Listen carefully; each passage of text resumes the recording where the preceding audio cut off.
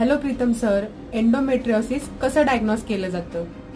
Okay, आता बघ, basically जसं आपण नेहमी डिस्कस करतो, एंडोमेट्रियोसिस हे 4 बेसिक कॉम्पोनंटवर डायग्नोज केलं जातं. पहिला आहे सिम्पटम्स, ज्याच्यामध्ये असतात पेशंटला काही टिपिकल सिम्पटम्स असतात एंडोमेट्रियोसिसचे, त्याच्यासोबत काही क्लिनिकल हिस्ट्री असते.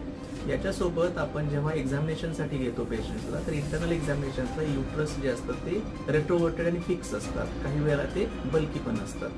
आणि याच्या व्यतिरिक्त इमेजिंग टेक्नॉलॉजी ज्याला म्हणतो आपण, सोनोग्राफी झालं किंवा MRI मध्ये, या गोष्टींमध्ये आपल्याला ओव्हेरियन सिस्ट दिसणं, रेट्रोवर्टेड फिक्स युट्रस दिसणं, या गोष्टी दिसतात. याच्या व्यतिरिक्त सर्वात महत्त्वाची असते ते लॅप्रोस्कोपी प्रोसिजर, ज्याच्यामध्ये आपल्याला ऍक्च्युअल एंडोमेट्रियोसिस हे बघितलं जातं आणि त्याच वेळेला ते ट्रीटही केलं जातं.